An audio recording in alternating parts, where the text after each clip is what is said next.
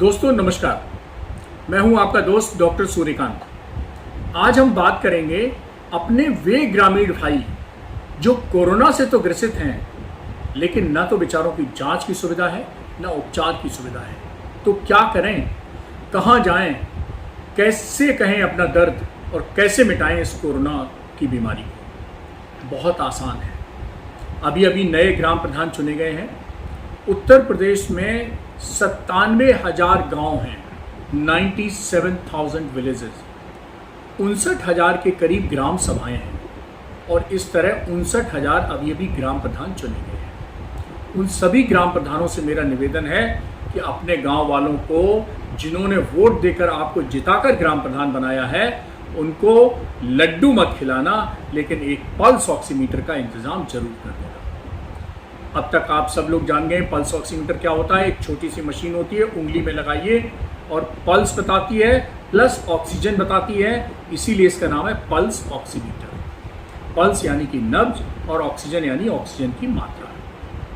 अब ये जो कोरोना नाम की बीमारी होती है, ये सबसे बड़ा हमला करती है फेफड़े पर, और आप सभी जानते हैं मैं तो फेफड़े का विशेषज्ञ हूँ, चेस्ट रोग विशेषज्ञ हूँ।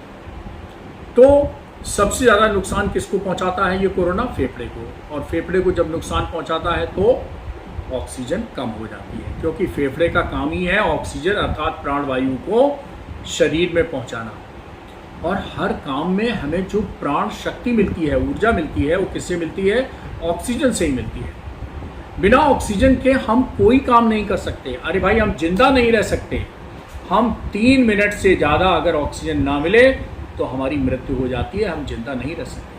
हमारे जीवन की शुरुआत होती है ऑक्सीजन से, हमारे जीवन का अंत होता है अंतिम सांस से, यानी वो भी ऑक्सीजन से। ऑक्सीजन चालू, जिंदगी चालू, ऑक्सीजन खत्म, जिंदगी खत्म। तो ऑक्सीजन ही हमें जिंदा रखती है और यही प्रभावित होती है कोरोना की बीमारी, गंभीर बीमारी। अब लोग कहते हैं कोरोना के लक्षण 2020 में कहते थे, पहले 1 साल पहले कोरोना के लक्षण तेज बुखार आए, सूखी खांसी आए, सांस में फूलने लगे, तो समझ लो कोरोना है। इस बार 2021 यानी कि दूसरी वेव में अरे कोई भी लक्षण हो सब कोरोना। सिर दर्द कोरोना, आंख में खुजली कोरोना, नाक से पानी कोरोना, गले में खांसी कोरोना, सीने में दर्द कोरोना, पीठ में दर्द कोरोना, शरीर में दर्द कोरोना, लॉस ऑफ टेस्ट यानी कि स्वाद नहीं मिल रहा तो कोरोना, सूंघ नहीं पा रहे तो कोरोना, डायरिया हो गया तो कोरोना, दस्त हो गया तो कोरोना, उल्टी आ गई तो कोरोना। कोई भी लक्षण हो आप ले लीजिए, सब कोरोना के लक्षण हो सकते हैं। तो गांव वाले कैसे पहचाने कि मेरे मरीज को कोरोना हो गया है? पहचानने की ज़रूरत नहीं है, नापने की ज़रूरत है। देखिए, जिनका कोरोना साधारण है उनको तो कुछ नहीं, तो 1-2 दिन बुखार आया, पैरास्टामोल ले ली, उसी में ठीक हो जाओगे।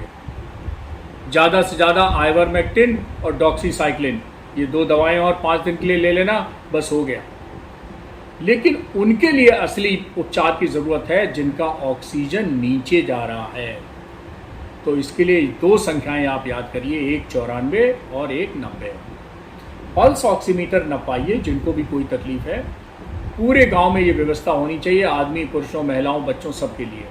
चाहे प्रधान जी एक कमेटी बना दें और सब घर घर जाकर सबके ऑक्सीजन नापे, सैनिटाइज करके उंगली और सबकी नाप लें, और सबकी एक रजिस्टर बनवा दीजिए कि ये राम भरोसे का परिवार है, 7 लोग रहते हैं, 7 के ऑक्सीजन आज क्या रहा, सबका रिकॉर्ड प्रधान जी देखेंगे। भाई कोई नीचे, हमारे गांव में 94 से नीचे तो नहीं जा रहा है, और जो 94 से नीचे जा रहा है उसके लिए हमने एक स्पेशल ट्रीटमेंट पैकेज तैयार किया है, बहुत सस्ता है। और हम लोग शहर में जब कोरोना का ट्रीटमेंट करते हैं तो 12 से लेकर 15 दवाएं पर्चे पर लिखी होती हैं। आपको सिर्फ 4 दवाएं, वो भी 5 दिन। बस मॉनिटरिंग किससे करनी है? बस नापते क्या रहना है? उंगली से पल्स ऑक्सीमीटर। तो ऐसे लोग जिनको कोरोना का कोई लक्षण है, बुखार का हो या डायरिया का हो, या खुशबू नहीं सूंघ पा रहे हैं, स्वाद चला गया है खाने का, या कोई भी लक्षण आ गया है, लेकिन अगर सांस फूलने लगी है और ऑक्सीजन का जो लेवल है 94 से नीचे आ गया है, तो 4 दवाओं का इस्तेमाल करें। कौन कौन सी? नंबर 1 आप सब जानते हैं, हर बुखार में दी जाती है पैरासीटामोल। अब ये पैरासीटामोल जो है वो सब गांव के मेडिकल स्टोर सब जगह मिलती है, लोगों के घरों में भी रहती है। 500 से उतर जाए तो ठीक है, नहीं तो 650 मिलीग्राम की ले लेना। उससे भी ना उतरे तो गांव वालों को एक और सलाह देते हैं, ऊपर से नीचे तक शरीर एक अंगोछा लेना, गीले पानी में डुबोना और ऊपर से नीचे तक पहुंच देना, हो गई स्पंजिंग।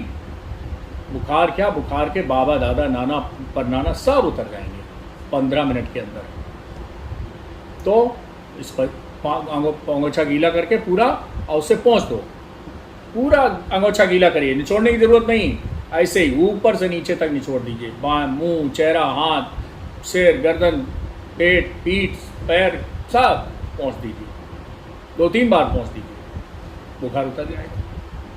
बुखार को ज़्यादा मत चढ़ने दीजिए, बुखार ज़्यादा चढ़ेगा कमज़ोरी आएगी, शरीर में थकान आएगी, पानी की कमी होगी। तो इसलिए पानी खूब पीते रहिए। गर्मी है और ऊपर से कोरोना भी पानी की कमी करता है, तो पानी भैया खूब पीते रहो। और इस समय गांव में पता क्या मिल रहा है, खीरा, खरबूजा, तरबूज, तीनों खाओ, कोई दिक्कत नहीं। खरबूजे में भी पानी है, खीरे में भी पानी है, तरबूज में भी पानी है, पानी भी है और जवानी भी है। खाओगे तो जवान रहोगे, तंदुरुस्त रहोगे, इम्यूनिटी रहेगी। तो पानी का भी फ़ायदा उठाओ, जवानी का भी फ़ायदा उठाओ। क्या मैंने बताया, खीरा, खरबूजा, तरबूज तीनों खाइए, पानी खूब पीते रहिए। दूसरी दवा है आइवरमेक्टिन, IVERMECTIN, आइवरमेक्टिन। हिंदी में लिखना चाहे तो वर, वा, रा, मा पे एक ही मात्रा, आधा का, टा पे छोटी की मात्रा, आइवरमेक्टिन। कितने mg की, 12 mg की। एक गोली कब खाई जाएगी, रोज रात को खाना खाने के 2 घंटे बाद। कितने दिन, 5 दिन।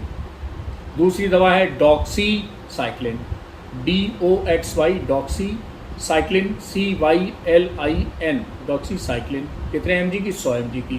कितने बार खानी है, सुबह नाश्ते के बाद, रात को खाने के बाद, 2 बार खानी है। कितने दिन, वही 5 दिन। तीसरी दवा है prednisolone, PREDNI, prednisolone, SOLONE, prednisolone. कितने mg की, 20 mg की। एक गोली कब खानी है, सुबह नाश्ते के बाद। कितने दिन, 5 दिन। तो ये 4 दवाएं हैं।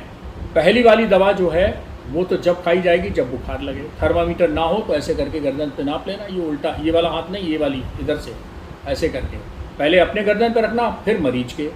अपने से ये गर्म ज़्यादा लगे तो समझ लो बुखार है, थर्मामीटर ना भी हो तो भी काम चल गया, बुखार है।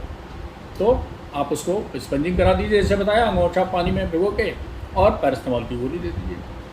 बाकी ये 3 दवाएं हैं, आइवरमेक्टिन हो गई, डॉक्सीसाइक्लिन हो गई और प्रेडनिसोलोन हो गई।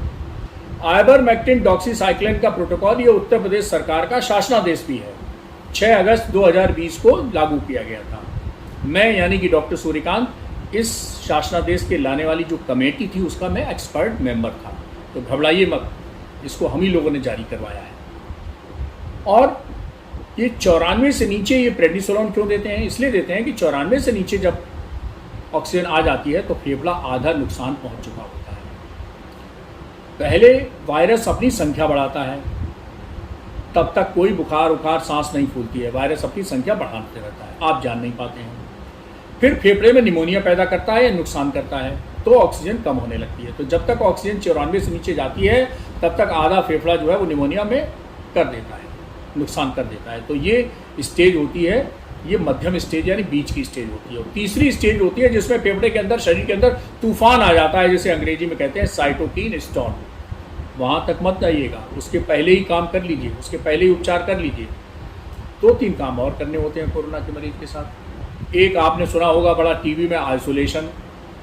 अब आइसोलेशन कहते हैं साहब एक अलग कमरा हो, उसमें वेंटिलेशन हो, अटैच बाथरूम हो। वो कहाँ गाँव में होता है? तो मैंने गांव वालों का एक कमरा जो ठीक ठाक हो वो मरीज के लिए दे दीजिए, बाकी लोग आंगन, चबूतरा, छत कहीं भी लेट जाएंगे, कोई दिक्कत नहीं। गांव में कोई लेटने और बैठने की दिक्कत नहीं होती है। और एक बाथरूम अगर है तो वो बाथरूम इस्तेमाल करे मरीज, और उसके बाद उसको सैनिटाइज कर लीजिए, फिर बाकी लोग इस्तेमाल कर लीजिए। खाना मरीज की पसंद का होना चाहिए। कोरोना जो है वो, कोरोना के मरीज जो होता है उसकी भूख मर जाती है। अब कई बार लोग दे काढ़ा, दे मूंग की दाल का पानी, दे खिचड़ी, दे दलिया। अरे भाई ये सब चीज़ें, 3 चीज़ें आप खा के देखो, तीसरे दिन उल्टी होने लगेगी। तो मरीज के कुछ पसंद की भी खिलाइए, पसंद की चीज़ खिलाइए, पसंद का माहौल रखिए, बातचीत उससे करिए, अकेलापन मत दीजिए उसको, बातचीत करते रहिए, फ़ोन कॉल करते रहिए, दोस्तों से उससे कहिए बात करें, ये सब करते रहिए, उसका मन लगाए रखिए। और ये दवा समय पर खिलाते रहिए। हाँ, बस एक जरूर है कि उसका ऑक्सीजन का लेवल रोज़ 3-4 बार ना पिए, और कभी भी 90 के नीचे चला जाए तो समझ लीजिए अब आपको ऑक्सीजन सपोर्ट की ज़रूरत है और अस्पताल की ज़रूरत है। और एक काम और करिए आइसोलेशन के साथ साथ, पानी का आपने ध्यान रखा, पानी खूब पिलाना है, खाना मनपसंद खिलाना है, खीरा खरबूजा तरबूज खिलाना है, उल्टे पेट लेटालना है, यानी पेट के बल लेटाना है। जनरली हम लोग पीठ के बल लेटते हैं, उसको पेट के बल लेटालना है। पेट के बल लेटालने से फेफड़ा और फैलता है, ऑक्सीजन और बढ़ती है। तो बढ़ाइए ऑक्सीजन, क्यों गिराएंगे? 5 से 10% तक ऑक्सीजन बढ़ जाती है। तो 24 घंटे दिन में होते हैं, उसमें कम से कम 15-16 घंटे जो है वो पेट के बल लेटाइए, तो मरीज की ऑक्सीजन बढ़ती रहेगी। कोशिश करिए अस्पताल ना जाना पड़े, कोशिश करिए कि हॉस्पिटलाइज ना करना पड़े, क्योंकि वहाँ की दूसरी समस्याएं हैं। तो आप जल्दी ये ट्रीटमेंट शुरू कर देंगे, जैसे ही 94 से नीचे आएगी तो 5 दिन के अंदर 99% चांस है इससे फ़ायदा मिल जाएगा। लेकिन एक से चेतावनी है कि अगर ऑक्सीजन 90 के नीचे जाए, बहुत ज़्यादा सांस फूलने लगे, 104 के नीचे बुखार ना आए, होठ नीले होने लगे, जवान नीले होने लगे, ये नाखून नीले होने लगे, या मरीज को बेहोशी आने लगे, होश खो बैठे, तो मरीज को फिर डॉक्टर्स की सहायता से अस्पताल में ले जाकर भर्ती ही कराना पड़ेगा। बस इन चीज़ों का ध्यान रखें और आप चिंता मत करिए, डॉक्टर सूर्यकांत और सब लोग साथ में हैं। अब इस दवा के लिए गांव वालों के लिए एक समस्या है कि न जांच हो पाती है न उपचार हो पाता है। तो इसलिए डॉक्टर सूर्यकांत ने एक नारा दिया, न जांच न रिपोर्ट, करो कोरोना पर सीधी चोट। अरे केवल ऑक्सीजन नाप के जांच लीजिए, कोरोना के कुछ लक्षण है और 94 से नीचे ऑक्सीजन है। अब जांच हो भी जाएगी तो 5 से 7 दिन में रिपोर्ट आएगी, तब तक तो अगला भैया निकल लेगा। तो इसलिए इस फॉर्मूले पे काम करिए और ईश्वर ने चाहा तो जरूर ठीक होंगे, सब लोग ठीक होंगे। और एक चीज़ गांव वालों से और हम कहते हैं कि भैया जो डेड बॉडी आपकी हुई है ना, उससे डरिए मत। कोरोना फैलता है छींकने से, खांसने से और बात करने से। ये जो मर गया है ना, न बेचारा बोल सकता है, न खांस सकता है, न छींक सकता है। इसलिए इसकी दुर्दशा मत करिए, पानी में मत डालिए, नदी मत डालिए, इसका बाकायदा दाह संस्कार करिए, बॉडी को सैनिटाइज करिए और उसके बाद आराम से दाह संस्कार करिए। कोई दिक्कत नहीं है, कोरोना वोरोना नहीं फैलाती है। मैंने बताया ना कोरोना कैसे फैलता है, छींकने से, खांसने से और बातचीत करने से। इन तीनों में से कोई मृत आदमी कर पाएगा? डेड बॉडी बोलेगी, डेड बॉडी छींकेगी, डेड बॉडी खांसेगी? आप बताइए। तो फिर क्यों डरते हैं? पानी में क्यों फेंक देते हैं, नदी में क्यों फेंक देते हैं? ऐसा बिल्कुल मत करिए, उसका बाकायदा दाह संस्कार करिए अपने धर्म के अनुसार। और कई संस्थाओं ने इस वीडियो के लिए हमसे अपील की है, कई लोगों ने दवाओं के इसी हिसाब से पैकेट बना लिए हैं, गांव में दे रहे हैं। बहुत सारी संस्थाएं हैं, रोटरी क्लब ने हमसे कहा कि आप हमें ये पर्चा दीजिए, धन्वंतरी सेवा संस्थान ने कहा, हमारे एक न्यू लाइट फॉर दीपक हैं, उसके दीपक कुमार साहू जी हैं, उन्होंने रिक्वेस्ट की। और कल एक मैं अखिल भारतीय एक प्रधान संगठन है, उसके 6500 प्रधानों से बात कर रहा था, उन्होंने भी हमारा पर्चा लिया। तो बहुत से मीडिया हाउसेस ने हमारा पर्चा लिया, इलेक्ट्रॉनिक मीडिया ने, वैसे मीडिया ने, ऑनलाइन मीडिया ने। ये आप ही लोगों के लिए है और इसलिए मैं इसको बता रहा हूँ। आप इसका फ़ायदा उठाइए, स्वस्थ रहिए, प्रसन्न रहिए। लेकिन हाँ, एक बात ध्यान रखिए, बाहर निकलिए तो अपना अंगोछा जो है ना ग्रामीण भाई, वो बांध के निकलें, 4 परत बनाए, बांध के निकलें। इससे बढ़िया कोई मास्क नहीं है। शाम को रोजाना धो लो, सुबह फिर तैयार। किसी मास्क की जरूरत नहीं, इससे बढ़िया कोई मास्क ही नहीं है। लेकिन हाँ, भीड़ बचाए रखिए, 2 गज की दूरी बनाए रखिए, मिलने पर राम राम या नमस्ते करिए और जहाँ मौका मिले साबुन पानी जहाँ मिले वहाँ हाथ धोते रहिए। और वैक्सीन का जब मौका मिले तो वैक्सीन जरूर लगवाइए। सबसे अंत में, आखिर में, आखिरी बचाव, सबसे लंबा बचाव वैक्सीन ही करने वाली है। इसलिए जब वैक्सीन का, अभी मैं एक वीडियो देख रहा था कल टीवी पे, और रैया में औरतों ने डंडा मार के भगा दिया वैक्सीनेशन टीम को जो गई थी। ऐसा मत करिए। पहले पोलियो के साथ भी यही होता था, जीप को दौड़ा लिया जाता था। ऐसा मत करिए भाई, टीका जरूर लगवाइए। डॉक्टर सूर्यकांत ने लगवाया है पहले दिन पहला टीका।